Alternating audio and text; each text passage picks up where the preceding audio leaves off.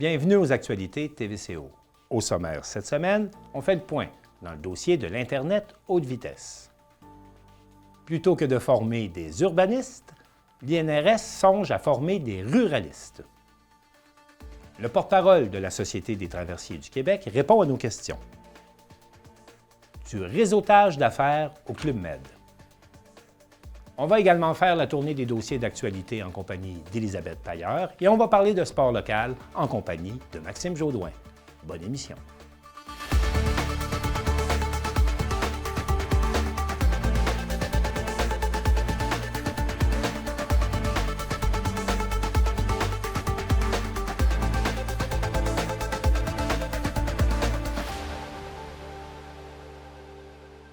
Où en est rendu le dossier de l'Internet haute vitesse dans la région? On a rencontré les deux préfets des MRC de Charlevoix à ce sujet et on vous présente le reportage. L'opération haute vitesse, qui a débuté en juillet 2021, prend forme. Et dans Charlevoix-Est, c'est l'accomplissement d'un travail de longue haleine. On a travaillé ce dossier-là depuis plusieurs années. On avait commencé même à Saint-Irénée. On avait constitué un comité. Parce que certains secteurs de la municipalité de Saint-Irénée étaient desservis avec 3 mégabits par seconde, ce qui était nettement insuffisant pour les activités quotidiennes. Puis ça, je vous parle de fin 2017, donc c'était bien avant le confinement, la pandémie et tout. Alors, on avait commencé à travailler et notre stratégie, c'était d'approcher les fournisseurs Internet sur notre territoire pour qu'ils puissent installer haute vitesse chez nous aussi, là, dans les secteurs mal desservis. Mais sinon, on a travaillé avec tous les fournisseurs pour leur faire prendre conscience de notre situation, du potentiel, parce que même si c'était des régions qui étaient mal desservies, il y avait un potentiel. Et puis, jusqu'à ce que le gouvernement du Québec, là, c'est le conseil exécutif en fait, qui a annoncé le programme d'investissement Internet haute vitesse. On a continué cette démarche auprès surtout de Cogeco, Bell et Vidéotron. Pour le préfet de Charlevoix-Ouest, Pierre Tremblay, les critères de sélection ont permis d'instaurer une façon de départager les secteurs dans le besoin. Le gouvernement garantissait que si on avait une entrée électrique, en fait, si on était branché au réseau d'Hydro-Québec, à ce moment-là, normalement, la fibre optique devait se rendre, en fait, tout près, mais il reste quand même à connecter quand même la résidence privée, où il y avait même des chalets, il y avait même des fermes, ça, il n'y a pas de problème. Alors, il y avait, à ce niveau-là, c'était une des conditions premières. La deuxième condition, c'est que le service de 50 mégabits n'était pas disponible. Alors, pas disponible, ça ne veut pas dire que, comme par exemple, si je donne un exemple, mettons, Derry pouvait l'offrir le 30, 50 et 100, mais si la personne ne le prenait pas parce qu'il trouvait ça trop cher, c'était pas acceptable. Au total, 5300 portes seront desservies dans la capitale nationale grâce à la contribution des deux gouvernements évaluée à 21,7 millions de dollars. Dans Charlevoix-Est, on parle de 925 portes à desservir par la fibre optique.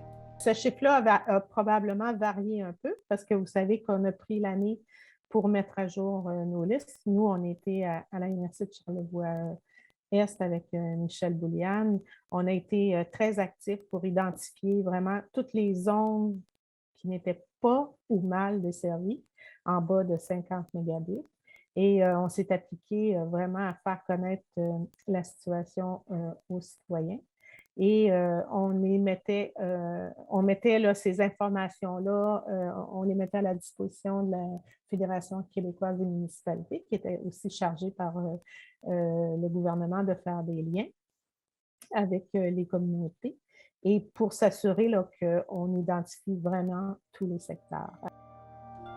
Par voie de communiqué, l'équipe des relations médias à Vidéotron stipule que les travaux préparatoires sont bien avancés en vue du déploiement à venir et que Vidéotron demeure d'ailleurs en étroite communication avec les MRC et les municipalités concernées quant à l'avancement des travaux. Une seconde carte des secteurs non desservis ou mal desservis est prévue dans les prochaines semaines. Il y aura une carte interactive qui va survenir très bientôt. En fait, elle était prévue pour le mois de mars. La dernière information qu'on en a, ça devrait arriver à fin d'avril, début mai. Alors, cette carte interactive-là permettra aux citoyens d'entrer sur ce site-là, sur cette carte-là, puis de vérifier vraiment si l'adresse du citoyen est prévue dans le projet. La prochaine étape, c'est d'abord de vérifier si vous avez déclaré que vous êtes mal desservi ou pas desservi, de faire cette vérification-là. Et par la suite, on aura d'autres directives de procédure si vraiment le citoyen n'est pas identifié comme tel. Les travaux, incluant l'installation chez les Charlevoisiens, devraient être complétés en septembre 2022. Élisabeth Pailleur pour TVCO. L'Institut national de recherche scientifique cherche à implanter à Baie-Saint-Paul un centre de formation non pas pour des urbanistes, mais pour des ruralistes. On écoute. Le gouvernement du Québec a annoncé la création d'un bureau de projet qui bénéficiera d'une somme d'1 million de dollars pour réaliser une étude d'opportunité afin d'implanter à Baie-Saint-Paul un centre de recherche et de formation sur la ruralité. La ministre de l'Enseignement supérieur était à Baie-Saint-Paul pour l'annonce officielle de ce projet. Alors, vivre, étudier, travailler et faire des affaires dans une région rurale, ça vient avec son lot de caractéristiques et de défis uniques. C'est ça qu'il faut qu'on reconnaît aujourd'hui. C'est une réalité aussi qui est vécue dans beaucoup de régions du Québec et il faut qu'on s'y attarde. Alors, pour bien comprendre ces spécificités, la recherche universitaire, c'est un outil très précieux. Alors, c'est pourquoi aujourd'hui, Émilie Foster et moi-même, on est très heureuses d'accorder un montant maximal de 1 million de dollars à l'INRS pour la mise sur pied d'un bureau de projet qui va être chargé de réaliser une étude d'opportunité pour la région de Charlevoix. Et si nous sommes aujourd'hui à Baie-Saint-Paul pour cette annonce, c'est parce que notre gouvernement souhaite que l'INRS nous fasse sa proposition ici. Alors, cette étude d'opportunité va s'intéresser au développement de l'offre de formation, de la recherche, du transfert de connaissances sur le thème de la ruralité. Émilie Foster explique comment le Centre de recherche et de formation sur la ruralité fonctionnera. De pouvoir dire là, qu'on a maintenant un bureau de projet, qu'on innove avec un futur centre sur la recherche concernant tout ce qui touche à la ruralité, c'est vraiment innovant. Donc, pour moi, là, c'est vraiment incroyable. Vous le savez, j'ai un doctorat. Donc, de pouvoir dire qu'on aura de la recherche ici qui se fera au 2e cycle, au 3e cycle. C'est un créneau, c'est un nouveau créneau. Monsieur le maire l'a dit de façon très brillante. C'est un nouveau créneau qui s'ouvre au niveau socio-économique pour notre région en entier. Parce que vous savez, la recherche, elle se fera sur tout Charlevoix. Les projets de recherche, ce sera dans tout Charlevoix. Donc, les chercheurs vont être appelés dans le quotidien à travailler avec nos acteurs sociaux, avec nos organismes, avec nos municipalités, avec nos MRC. C'est ça que ça veut dire, là, avec nos entreprises également, parce qu'il y aura très certainement de la recherche économique aussi. Donc, ça ouvre tellement de possibilités comme région, sans compter que ça augmente notre attractivité pour des futurs chercheurs, pour des étudiants, pour donner le goût également à nos gens, à nos jeunes personnes là, de faire de la science. Donc, il n'y a rien de mieux que d'avoir des chercheurs qui sont intégrés au milieu pour donner le goût à ces jeunes de pouvoir aller en sciences, peu importe le domaine. Pourquoi un centre de recherche sur la ruralité? Luc-Alain Giraldo, directeur général de l'INRS, répond. Un gars de la ville qui rencontre le monde rural est confronté à une réalité nouvelle. Il doit la comprendre et la saisir. Alors, je me suis rendu compte qu'on a, au Québec, comme partout dans le monde, des spécialistes de l'urbanisation.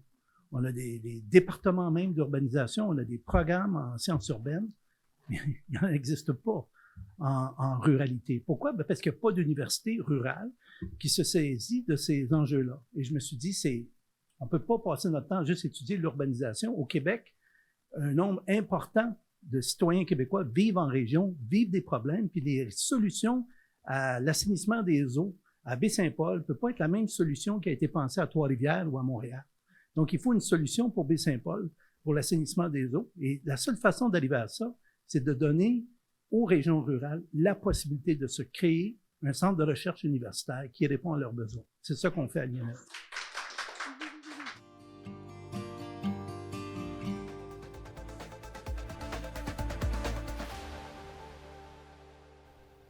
Élisabeth, parlons maintenant des traversiers. Oui, et d'ailleurs, à ce sujet, Martin, je me suis entretenue un peu plus tôt cette semaine avec le responsable des communications à la Société des traversiers du Québec.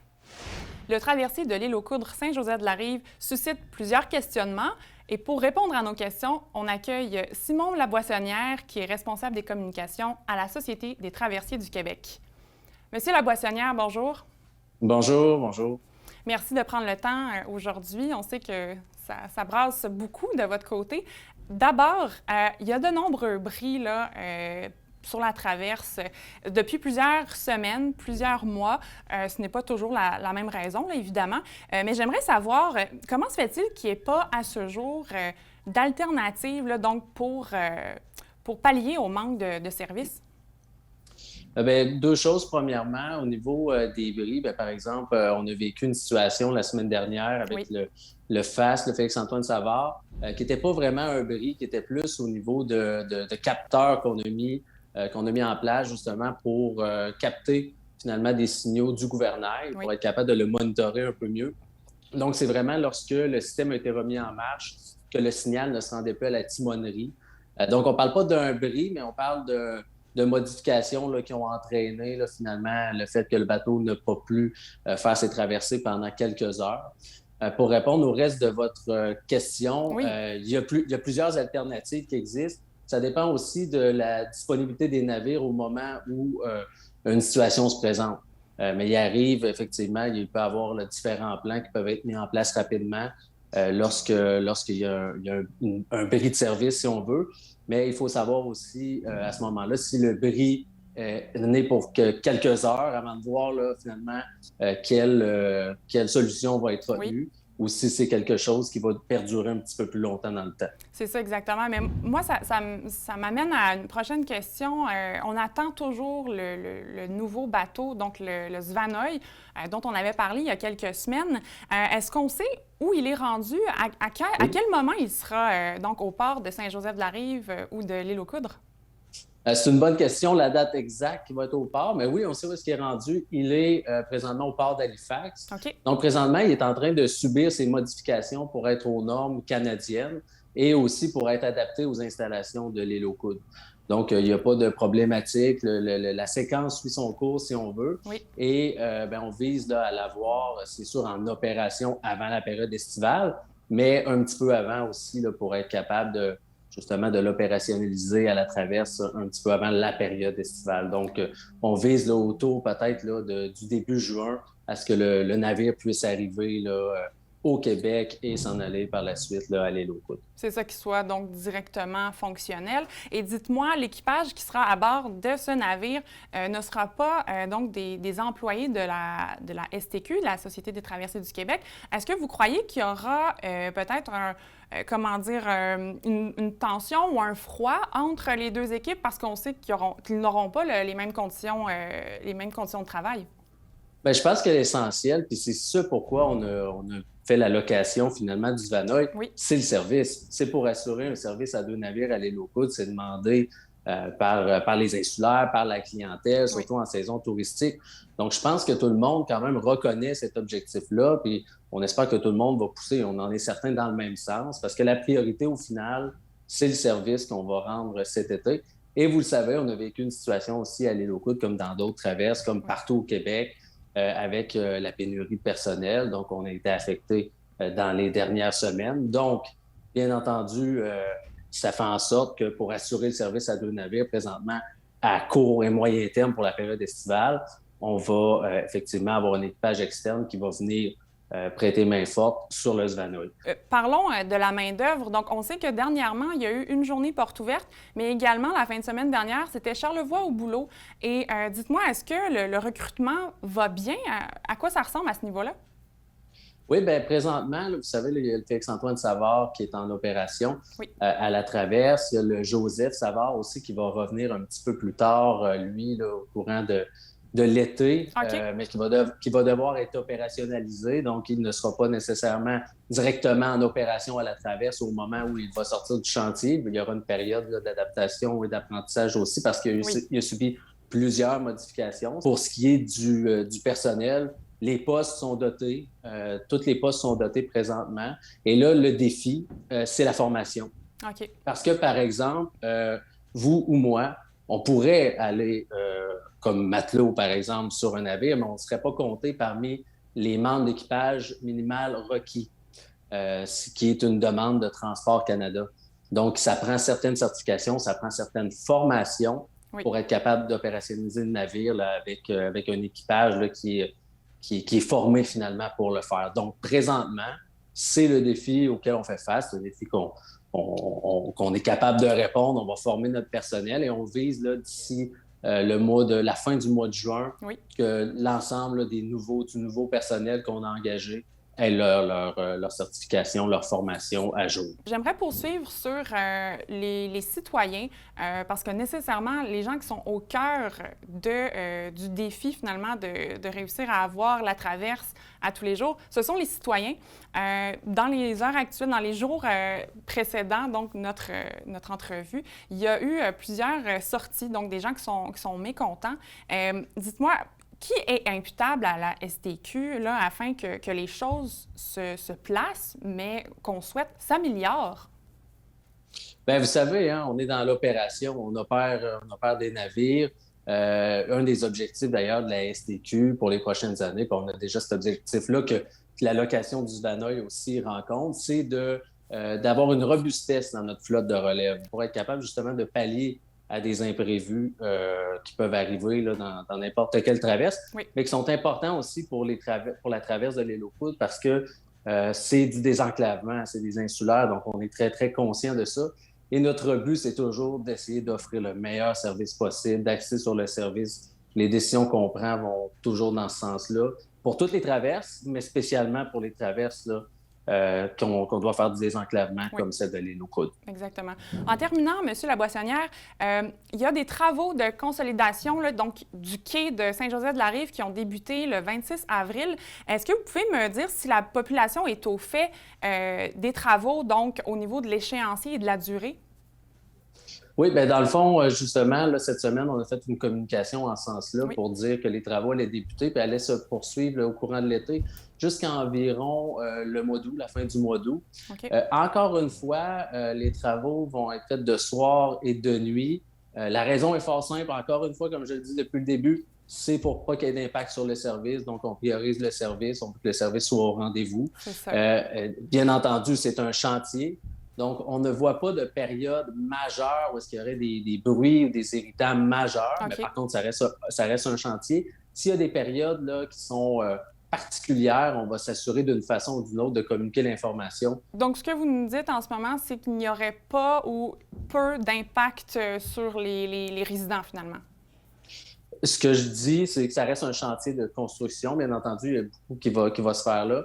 Mais on n'entrevoit pas, par exemple, de marteau-piqueur sur une semaine, de dynamitage pendant plusieurs jours. Donc, il y aura peut-être des périodes sporadiques de pointe où est-ce qu'il y aura un petit peu plus de bruit. À ce moment-là, on va s'assurer de communiquer l'information parce qu'on pense que c'est important qu'il l'aille. Les intervenants locaux, la municipalité aussi. Mais par contre, ce n'est pas un chantier qui est prévu d'avoir là, de hauts volumes de bruit de façon constante tout le long du chantier. Mais ça reste, on s'entend, un chantier de construction, bien entendu. Absolument. Monsieur Simon Laboissonnière de la Société des traversiers du Québec, merci beaucoup. À la prochaine. Merci à vous. La Chambre de commerce de Charlevoix s'associe avec le Club Med Québec-Charlevoix et le Massif pour une demi-journée de réseautage avec les entreprises et fournisseurs de la région.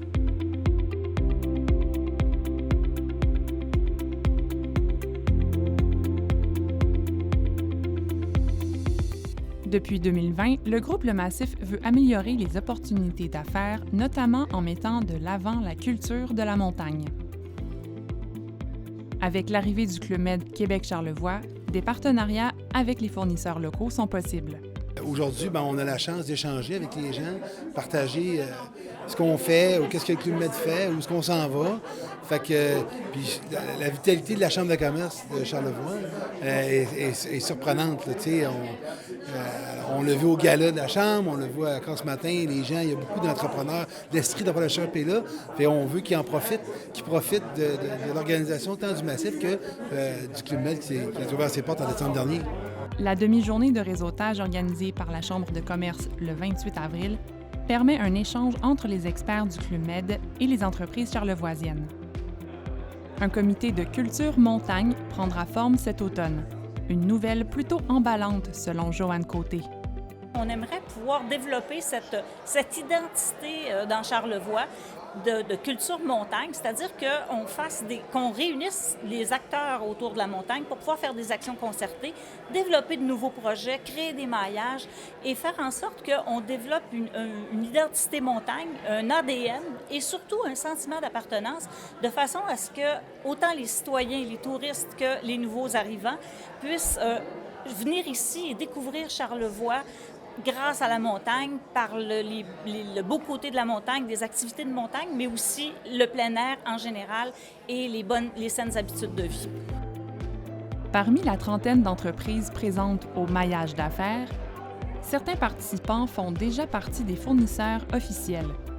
Pour Jean-Christophe Lamontagne, le défi reste à venir. On n'a pas tant de données que ça parce que tout est parti vite durant la COVID, puis on essaye de prendre contact. Présentement, c'est pour ça que je suis ici un petit peu pour avoir on est tout occupé, puis avec la COVID, on se voit moins, donc j'en profitais pour aller parler aux chefs, aux responsables, pour voir comment ça allait aussi. On va travailler sur la reconnaissance des produits de Charlevoix, là. C'est vraiment ça. Donc, d'être comme mon pain présentement, il est dans le racking des produits, mais on ne peut pas le distinguer avec du pain de Bridard ou du pain d'autres commerces. Il y a un à côté de l'autre, il n'y a aucun étiquetage, donc il n'y a pas de mise en valeur. Donc c'est peut-être ça qu'aujourd'hui je voulais pousser un peu puis parler avec les responsables, avec le chef. Pour qu'on soit bien reconnu, que ce soit moi, que ce soit les fromages, que ce soit tout le monde de la région, mais qu'on ait notre branding particulier, puis que les gens voient qu'ils mangent du Charlevoix, puis qu'ils aient envie aussi de même peut-être sortir puis aller venir nous rencontrer à l'extérieur des murs. Vous souhaitez soumettre un projet? Communiquez dès maintenant avec l'équipe de la Chambre de commerce de Charlevoix. Bonne nouvelle, Élisabeth, la pêche au Caplan a débuté dans Charlevoix depuis le 26 avril. Oui, parce que rappelons que le 25 avril dernier, il y avait une rencontre avec le comité consultatif de pêche et Océan Canada. Et suite à cette rencontre, eh bien, heureusement, la pêche à la Fascine a pu débuter le lendemain. Quelques heures plus tard, on a émis le permis. Exactement. Rappelons que normalement, en 2023, la pêche à la Fascine dans Charlevoix pourrait commencer le 1er avril, mais ce n'est toujours pas officiel. La députée Caroline Desbiens, d'ailleurs, a fait une sortie cette semaine dans les médias. Elle veut suivre le dossier pour que ce soit officiellement, donc avec signature, pour que l'an prochain, il n'y ait pas la même chose qu'on a vécu cette année. Parlons maintenant de cette année parce qu'on peut enfin se procurer du Caplan. Alors, ceux qui veulent en manger, on fait quoi? Vous allez, d'abord, vous pouvez vous rendre sur place, voir M. Robert Mailloux à l'Île aux Coudres ou les pêcheries Charlevoix avec Julie Gauthier à L'Anse-au-Sac. Oui. On nous disait qu'il faut appeler et qu'il y a une liste. Ah, bon, OK. Martin, ça fait 2 jours, si je peux dire, que c'est commencé et déjà, c'est la folie. Donc, les gens s'arrachent carrément les Caplans. Donc, j'en ai d'ailleurs mangé hier. Ils étaient de l'Île aux Coudres. Ils étaient délicieux. Puis, j'invite les gens vraiment à encourager. Mais on voit que les aînés là, sont très, très friands du Caplan. Donc, il faut absolument réserver en appelant aux pêcheries au préalable. Oui, absolument. Puis, pour l'instant, Martin, on nous disait également que c'est pas tout à fait encore disponible dans les restaurants, parce qu'on avait parlé un peu que certains restaurants de la région là, pourraient en offrir. Donc, on attend du côté de Pêcherie Charlevoix le permis de grosse vente à partir du 10 mai pour peut-être là, avoir du Caplan frais dans les restaurants. Espérons-le. En terminant sur le dossier du Caplan, nous, on l'a suivi depuis plusieurs semaines. On est content maintenant. On peut pêcher. Il y a du Caplan c'est possible de se procurer du Caplan. Puis on confirme également que la fête des aînés va se dérouler également cette année. Donc, c'est de retour. C'est le comité des citoyens Charlevoix qui l'organise. Donc, on dit aux gens que le 7 mai, il y aura la distribution gratuite pour les aînés. Et ce sera un sac de 3 livres. Et qu'est-ce qu'on fait pour se procurer, obtenir cette livraison? Oui, bien, c'est assez simple, Martin. Alors, on va sur la page Facebook « Moi, je roule en avril » et vous allez avoir tous les détails là, pour obtenir le sac. Alors, enfin, c'est une bonne nouvelle et on peut dire un dossier qui est presque réglé. En effet, Martin.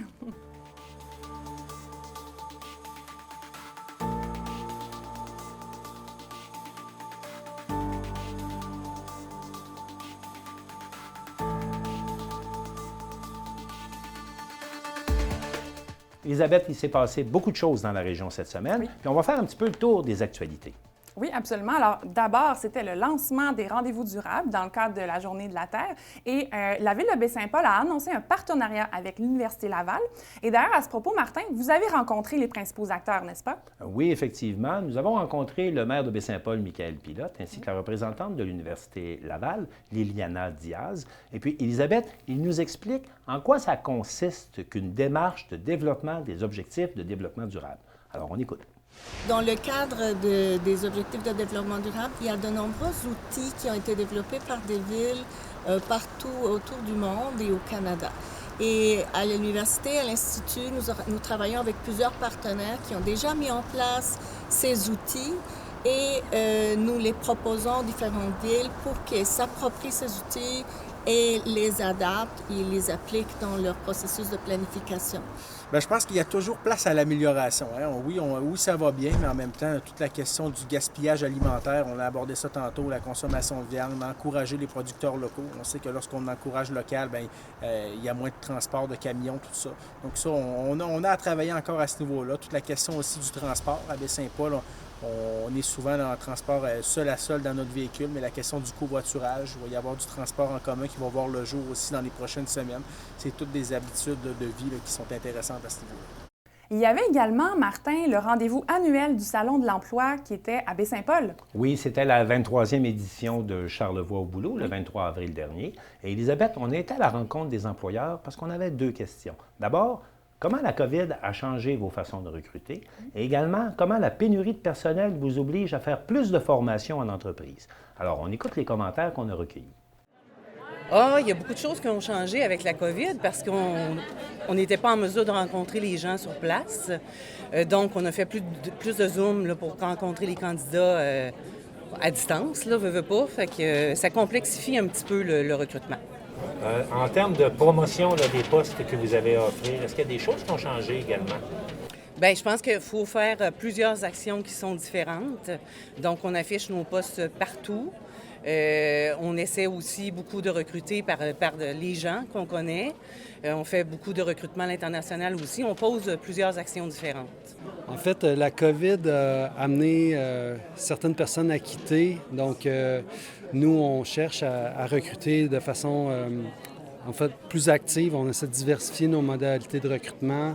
On essaie d'offrir des nouveaux avantages à nos employés. Donc, on a mis en place, par exemple, le service de télémédecine. Donc, chacun de nos employés au centre de services scolaires a accès à la télémédecine, donc avec son téléphone, avoir un contact avec un médecin dans les 5 minutes. Donc, on essaie aussi d'utiliser tous nos employés comme force de recrutement. Donc, on donne maintenant des primes de référencement. Donc, les gens qui nous aident à recruter vont pouvoir participer à un tirage. Ils vont pouvoir avoir, si on retient les gens qui nous réfèrent pour des postes, on va leur donner un montant d'argent.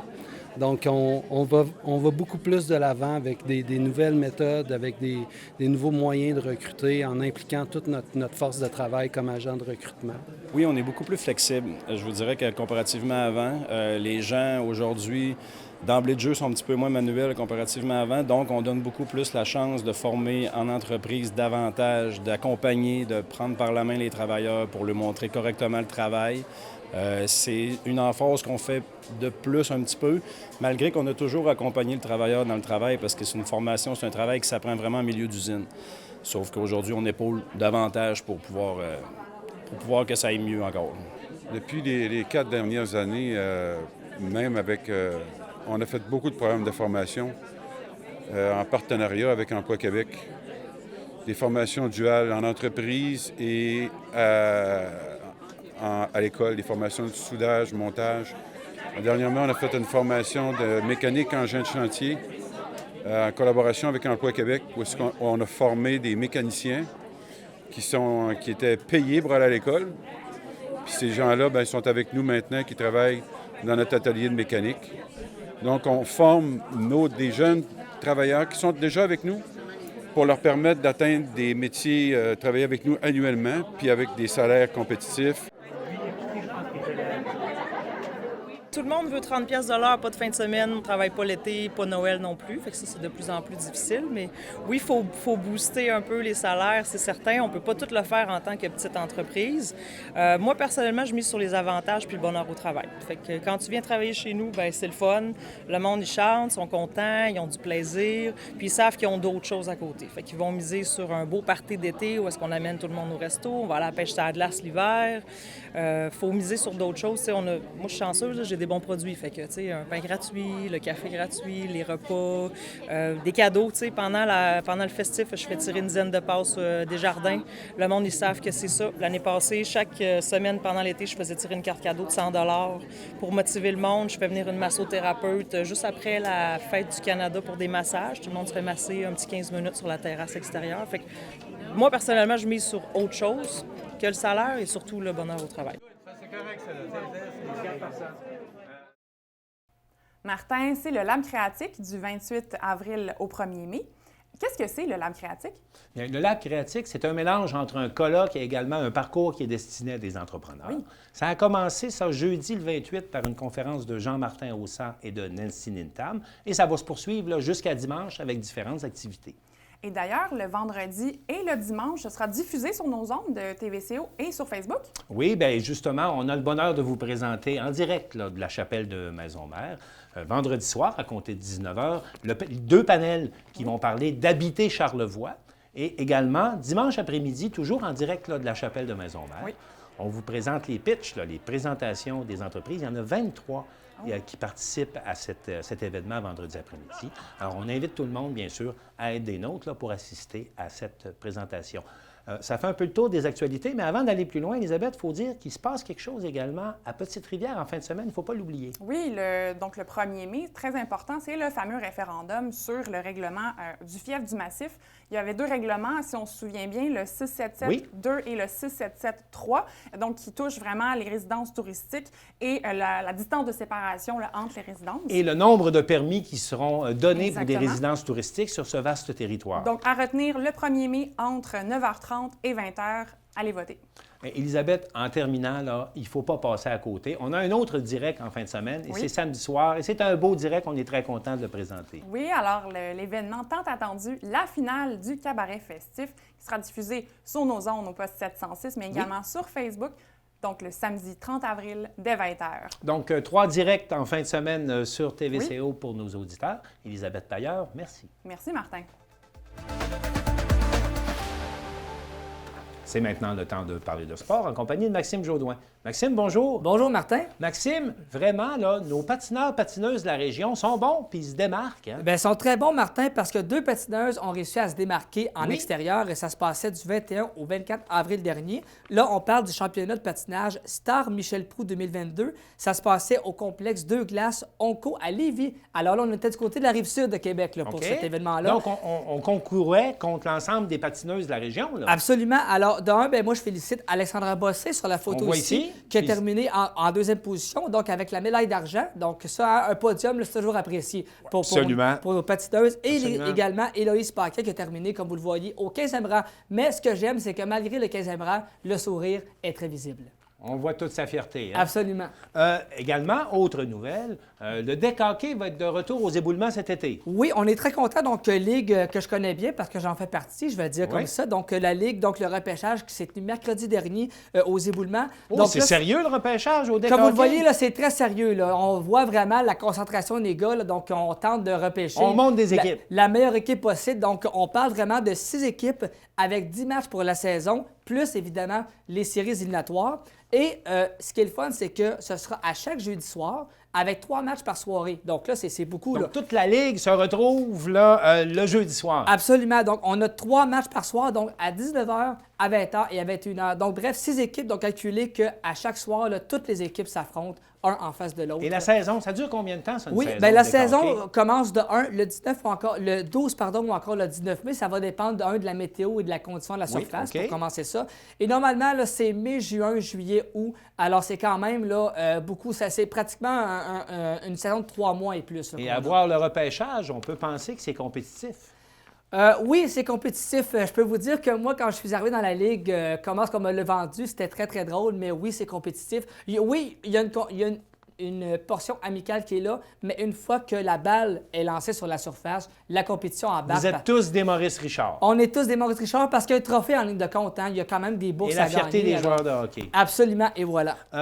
Autre bonne nouvelle, là, on lance la saison de softball à Baie-Saint-Paul. Oui, alors qui est organisée par Marveillette, qu'on connaît tous très bien à Baie-Saint-Paul. Donc, ça se passe au terrain Centre éducatif Saint-Aubin, le terrain qui est derrière l'école, ça va se passer là. Donc, des rencontres très amicales qui vont se faire également à chaque jeudi soir, 19h, dès le 12 mai. Donc là, de 1, on a une page Facebook, la Ligue, pour aller voir les détails, pour voir un peu comment ça fonctionne. Mais c'est très simple. On se rencontre sur le terrain, on choisit les équipes là, à la bonne franquette, comme on faisait à l'école secondaire, et on se les divise comme ça. Alors, c'est pour le plaisir. C'est vraiment une ligue amicale. Oui, amicale pour le plaisir, pour faire un peu de sport et également pour s'amuser. Donc, vraiment, là, ça, c'est Est-ce qu'il y a des frais reliés à ça pour ces inscriptions-là, et pour le deck hockey et pour le softball? Oui, bien écoutez, deck hockey, faut le préciser que c'est en moyenne somme de 80 $ par joueur par saison parce qu'il y a les chandails, il y a un trophée également comme ça. Par contre, pour le softball, c'est un peu plus là, je parle acceptable. Donc, 40 $ pour les réguliers et 20 $ pour ceux qui seront là à l'occasion. Donc, des belles ligues avec des frais, moi, que j'aime dire quand même acceptables. C'est pour monsieur, madame, tout le monde. Donc, on invite les gens cet été à avoir du plaisir. Et ça fait du bien. On se sent également en sortie de pandémie, hein? Parce que l'an dernier, c'était pas possible. Non, bien, il y a eu beaucoup de contraintes. Même au niveau du deck hockey, on avait les consignes à respecter. Au niveau également de la balle, on avait des consignes de là, c'était passeport vaccinal. Tout finalement le train-train qu'on connaissait. Cette année, c'est ouvert. Et là, cette année, là, c'est beaucoup plus ouvert qu'on a connu. Donc oui, c'est le bon thème, vraiment. On sent un peu la sortie de la pandémie et le retour de nos bonnes habitudes qu'on aimait beaucoup. Maxime Jodoin, merci beaucoup pour cette tournée du sport local. C'est un plaisir, Martin. Alors, c'est tout pour les actualités cette semaine. On espère que ça vous a plu. Et au nom de toute l'équipe de TVCO, je vous souhaite une bonne semaine.